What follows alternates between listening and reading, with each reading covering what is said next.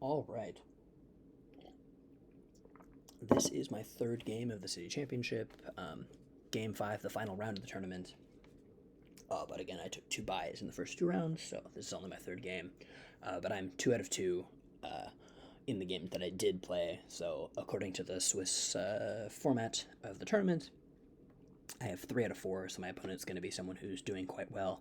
And actually, I was kind of floored when I um, went up to my board to sit down because my opponent was genuinely like 8 years old. And I asked him after the game. Actually, he is 8 years old. And funnily enough, I only found this out like later that night when I came home. Um, he's actually the eighth best 8-year-old in the U.S. His rating is like 1750 ish USCF, I think. Um, yeah, so that was kind of a funny experience. And he like his water bottle at the board looked like a sippy cup, and like the mask he was wearing had like dinosaur clip art on it. So like I was very obvious that I was playing like a super young kid, and the fact that his rating was so high and his performance during the tournament was so good that like made me like really nervous. I definitely thought I was just gonna get completely blown off the board by some sort of like child prodigy. So I resolved to try to play like the best I possibly could, very solid. Try to avoid making mistakes this game, and this is definitely the most interesting and exciting game that I played in the tournament. Okay, so I open with d4. He responds with the Sicilian. I was actually really funny at the start of the game. During the first like 3 or 4 moves, he was like slamming his pieces down and like whacking the clock super hard. I don't know if he was like messing with me because he stopped doing that later during the game. But I just thought that was quite hilarious. Um, okay, if my opponent plays something like, um, well, I played c3. If my opponent plays something like d6 or e6, or well, I guess if my opponent plays knight f6, I do have to play d3 here. But if you play something like d6 or e6, I'll go ahead and play g3. I've been playing that a lot and I really enjoy it. Um, but anyway, my opponent actually immediately plays d5, which kind of annoys me. Like I don't particularly like playing um, these versions with the early d5 because sort of out of my comfort zone. Like again, I really prefer playing these lines where I get to play g3 and bishop g2. Um, it's more comfortable for me, but okay. I take and queen takes. I never really considered playing e5 here. I hate these positions where like my opponent plays, I don't know, like this, and then I have to like go like this, and then this pawn ends up being like super, super weak. I just absolutely hate this. So I would never have gone for that. I would never have gone for e5 here. So I just take, queen takes, and then I'm pretty sure I've already like never played a position like this before. In fact, I can check on Lichess. I don't think I've ever played this as white before. Um, yeah, but okay. Maybe if it was online, like I totally would have played like G3, but this is definitely like not good at all because like this and then this, like this is terrible. But I would totally play this online just to try to convert the position back into something I'm used to. But over the board, I would never hazard this. Um, so anyway, I played d4. I figure it has to be like the best move or whatever. It has to be like the most obvious theoretical move in this position because it just looks like it should be good. You have to develop your pieces and stuff. So that's why I played. I don't know. I'm already like pretty uncomfortable. This is not like a position I really want to be in or am super used to playing. But okay, my opponent played bishop g4, bishop e2. This makes sense. This all makes sense. And then he's going to try to develop his bishop, so he plays e6. I castle. Knight f6. Okay, these are again all just regular developing moves. I don't know, how theoretical this is. Looks like there are 465 games in the Lichess database, so apparently quite theoretical. And apparently h3 is the most common move, and what I played, bishop e3, is the second most common move. So yeah, I thought bishop e3 had to be good, but again, I was completely out of book on like move like 5 or 4, which is obviously not where you want to be. But anyway, um, yeah, so I figured bishop e3 is good because I guess it prepares to like take on c5. Bishop e3. Uh, and again, here the most theoretical move, according to Lichess, 151 of 157 have played c takes d4, but my opponent played bishop e7. At which point, I thought maybe taking would be good with some trades and stuff, but I figured why not? I decided to play sort of an interesting move, which I think maybe sort of surprised my opponent, but after the game, he said that he's played games that went similarly to this before. I actually figured I could sort of like win a pawn here, basically, by playing c4, and I think this move is actually like really interesting. Because my thought process was, well, if he goes anywhere, if he goes here, then I can take, and he can't take back because he would have to take back with the queen, and oops, okay, that would not, definitely not that. um, and if he goes anywhere else on the d file, then I can just take this pawn and technically be up a pawn, even though it's double pawns and stuff, but I'd still be up a pawn briefly. And then I thought, if he went either to f5 or h5, like I would play h3, and then bishop takes, and then I thought maybe the same if he played queen to f5 instead. Although I guess if I play h3 here, like there's a chance to sack, which is a little bit sketchy. Like maybe I don't want to allow this, but I don't know. Maybe I wouldn't have done that. But I figured if he played this, I would have something else. Like I could take on c5 here or whatever. But I was gonna play h3 here and sort of force a trade of bishop for knight. But I guess I didn't really, from afar, consider the possibility of of queen f5. And h3, bishop takes h3. But okay. At any rate, my opponent here ended up just dropping his queen back to d7, which allows me to go up a pawn. And then he castles, and now I'm starting to get really nervous. I'm like, well, actually, is my position like better now? Like, am I, gonna like win this game? Like, I wasn't expecting to like be in a better position so early, and I'm definitely not that much better. Like, there's still a lot of play, but it's like quite interesting. I decided not to go for like an immediate queen trade because I thought like this just really like gives him exactly what he wants, which is multiple things attacking this pawn, and now I can't defend it. So I was like, well, I'm definitely not going to give that to him. So I just played knight c3 because I need to develop. And I guess here he could trade queens, but at some point I'm going to try to play a3 and b4 to defend this pawn, right? Plays here. Which I guess, I don't know what this really plans to do, or I didn't know at the time. I guess the whole point was if I don't move my queen now, he's going to move his queen somewhere else and attack my queen and get a nice, powerful rook on the d file. But here I decided like I might as well, as soon as possible, try to play b4 to defend my c5 pawn, because I really like to keep it, I'm feeling materialistic, so I play a3 here. And I thought maybe he would, try to trade everything off on the d file, but probably not, right? Because he's down a pawn. So he plays queen to c8, and I figured this actually is a little bit of an annoying move, and I wish I considered it more deeply before he played it, because I really only have a couple options, and I thought that this made no sense because he can just go here. But whatever. I guess I played this. I just played queen a4.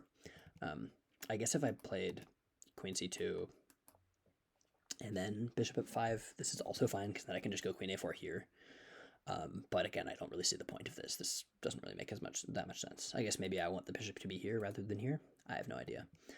So anyway, I play queen a4 directly. I think this move can't be bad at all. Even I might actually win this pawn if the knight moves, right? The only downside is my queen's a little bit far from the action. Okay, so my opponent, I think, thought for a while here. I was down on time, and then here I started to, or I was still down on time, but he started to sink, pretty deep into the tank for a couple of these, and he plays e5, which is a very interesting move. I feel like a couple ideas here. Maybe eventually, gonna try to play e4, which ends up happening to sort of mess with what's going on all up in here.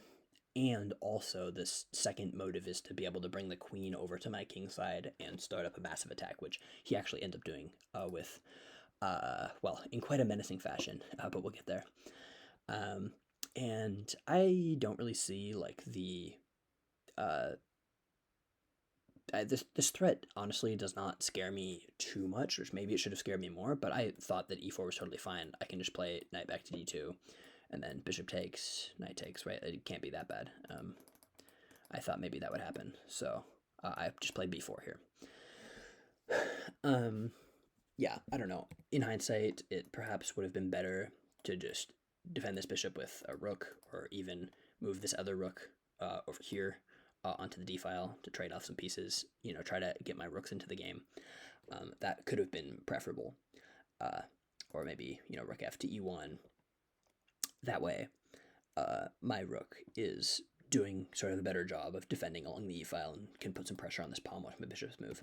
But I figured it's about time to defend my pawn on c5, so I play b4, e4, and knight to d2.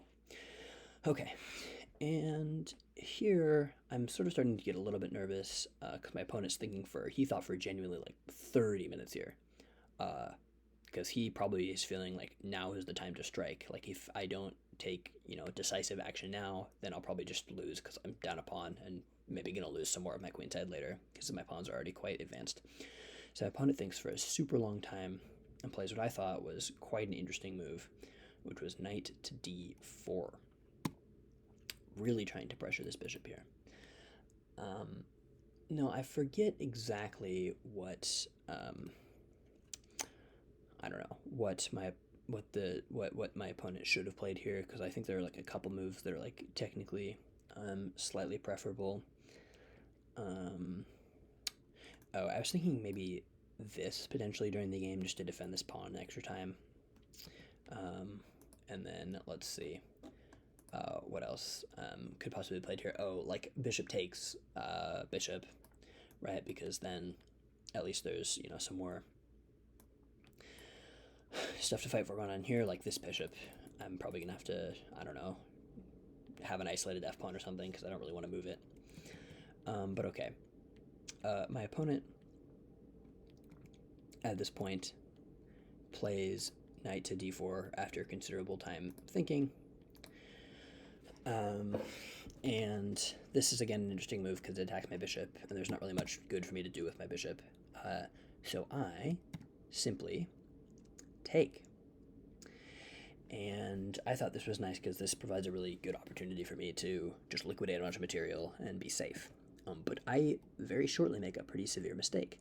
I was considering a couple things, but a couple things that I was considering were like, okay, well, if knight takes, then I'm going to win another pawn, and even though this can happen, like, I'm still pretty happy here because I'm up 2 pawns.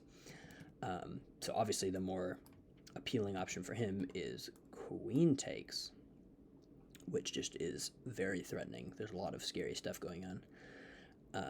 And I thought, well, I'm really going to need to watch out, right, because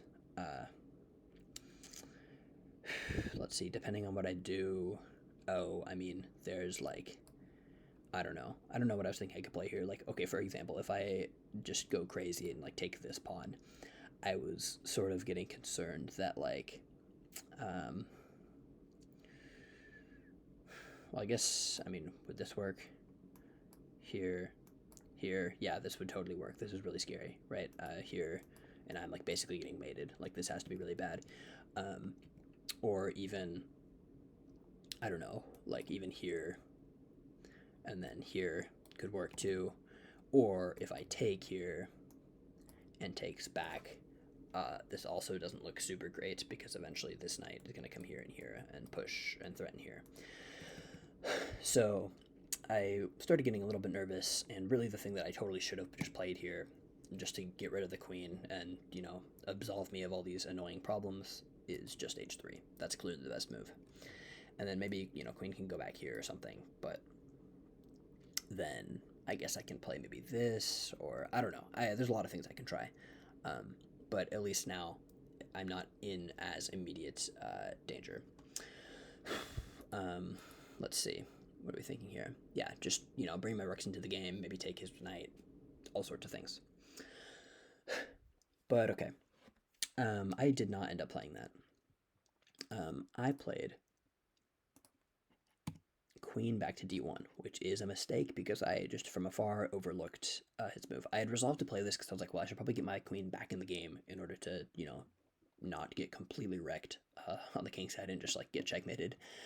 But I completely missed a very nice move from my opponent, which was knight f3 check.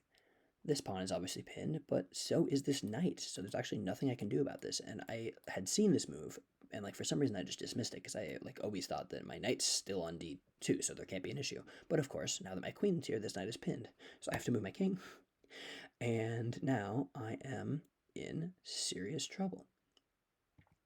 My opponent takes my knight, I take back, so now my bishop is pinned, and plays queen h4 to avoid the queen trade. It's still on the pawn. And now he's got a lot of stuff coming into the game. I don't know how this bishop's going to get into the game, but a lot of stuff coming into the game to try to attack my king, and it's going to be a huge struggle for me to defend. Okay, so queen h4, and I played, I think, what ends up being probably the best move in this position, which is that I need to unpin immediately. Queen e2 seems pretty natural.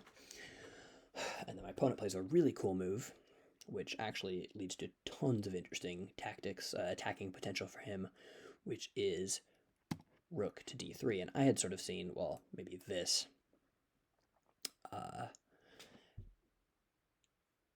And then, like, this, and then rook to d3. And maybe this would have been better, because now if I, like, me playing h3 was pretty atrocious. I guess maybe now I can just play f3 or something.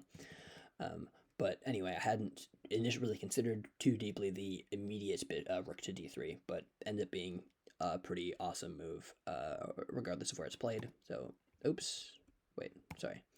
Rook to d3 is played now, and the threat obviously is, first of all, if I ever move this bishop, this knight will hang. If I ever move my queen, the bishop will hang. And also, the threat is to play knight to g4. And so I'm already seeing that, I don't know, if I just play, well, okay, whatever, if I just play like a random move, right?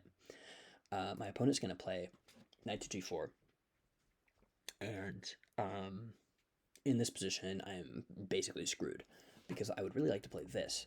But because my opponent already played rook d3, is the absolutely stunning rook takes h3, g takes h3, queen takes h3, king g1, and queen to h2 mate.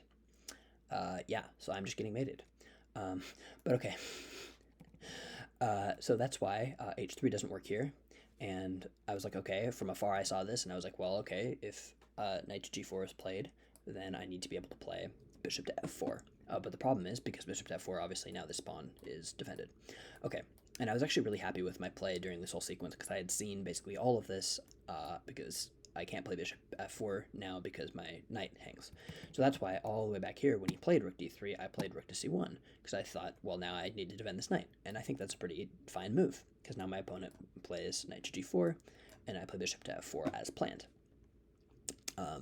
And all the way back already, when I played rook c1, I had started seeing a few possibilities here, one being bishop to g5, which I can't take, obviously, because I get checkmated, or pawn to g5, which I also can't take because I get checkmated.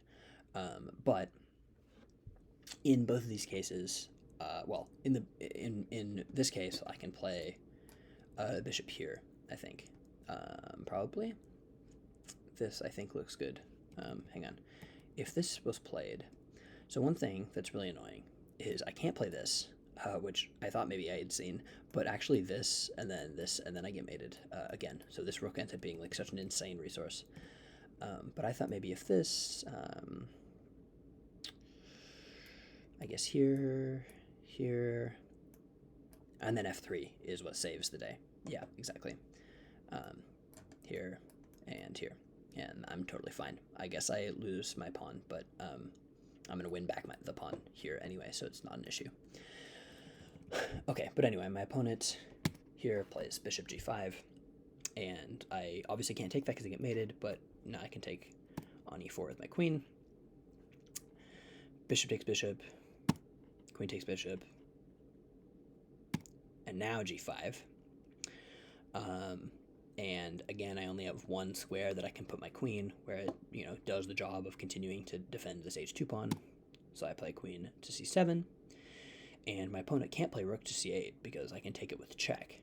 So then my opponent plays king to g7, which is fine, but it's also too slow because it allows me to sort of untangle my position and finally play f3, which maybe I should have played a while ago, but f3 disconnects the rook from being able to attack h3 and also kicks the knight out. So the knight drops in to e3, which is totally fine. The only place I can really put this rook is on e1, and this is actually sort of an important like tactical point, which is that like the queen actually attacks this rook. So if my opponent plays like rook takes e3 and I take, then I actually lose both rooks, or I just get mated. Sorry, I don't. Yeah, I just get mated.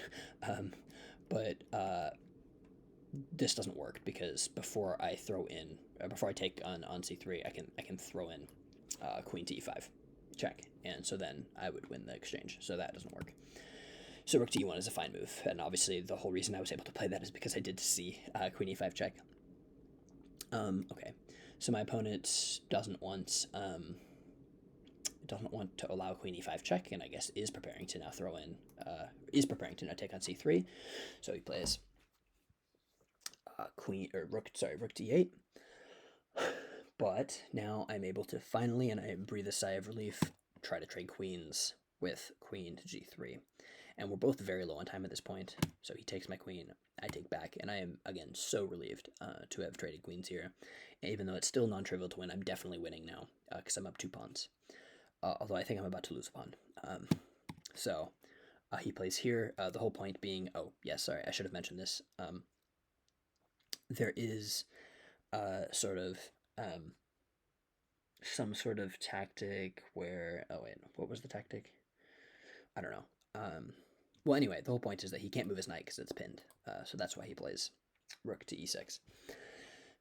And I want to, I guess, maybe prevent rook. Yeah, I think the reason I played this move is to prevent rook to d2, pressuring this pawn. So I play knight to e4, and I'm also looking to eventually maybe trade off this by playing rook to c3. So he takes this pawn, and then I take here first. I take on g5 first. Why not take another pawn? I go back, and then I play rook to c3, and we're both very low on time here. I'm just very eager to trade pieces. So, okay, he takes, I take, then he takes, and now I'm only up 1 pawn, but we're able to trade rooks, and I should be winning this endgame as long as I can bring my king to the center and, you know, win some pawns here. Oh, and here I thought, like, okay, if takes, I'm definitely winning, right? Like, you can't even catch my pawn. So he doesn't do that. But then I thought, if I take here, I'm probably not winning. I might actually be losing if I take here, right? Here, I'm definitely losing, actually. So can't let that happen. I mean, here.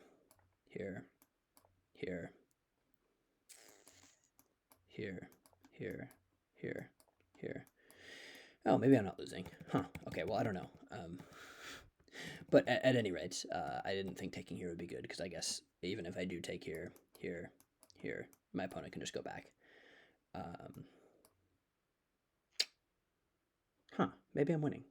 Let's see. Okay, I guess I am winning here. Maybe I should have gone for this. Okay, well, I don't know. I don't know why I didn't do that then. Maybe I should have taken. But okay, I take the pawn. My opponent is trying to bring his king closer to my knight, and I'm super low on time here. Like, every move I'm making is with like less than 40 seconds. And so I play g4 with the intention of creating a passed pawn, and my opponent plays a6, and then I'm bringing my king to the center. Trying not to, oh, what's going on here? Oh yeah, I play f5, which is a bad move, because I'm just trying to create a passed pawn, but it doesn't work. And then I take here, which again makes no sense. I don't really know what I'm doing.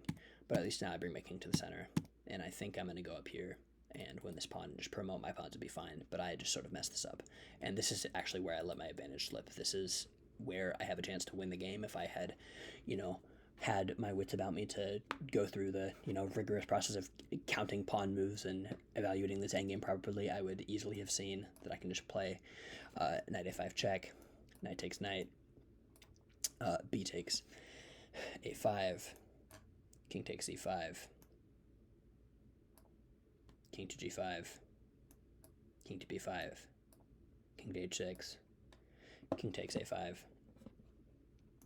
king takes a7, or h7, sorry, king to b4, g5, a5, g6, a4. G7, A3, and I promote first.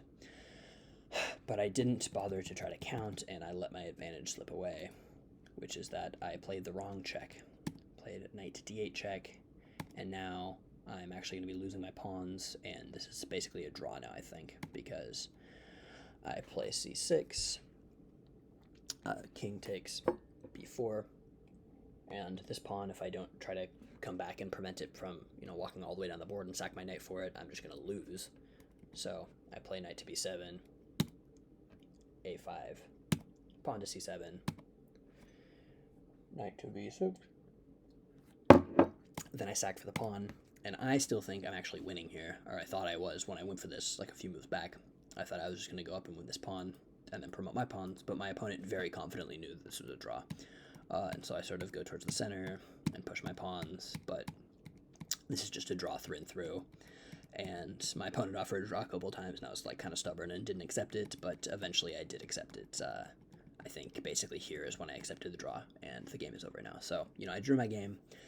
Probably should have won, but again, that's like karma, right? Like I was completely drawing my game too, and got fortunate and won it. And this game I was completely winning, and I got unfortunate and lost it, or sorry, drew it. But I ended up 2.5 out of 3 of the games I played, or 3.5 out of 5 with buys, and I actually won $55. So that was kind of nice. Anyway, that's that game. I thought that was quite a fun game, and maybe my opponents will end up becoming like titled or something later on. It's kind of fun to play basically like a prodigy.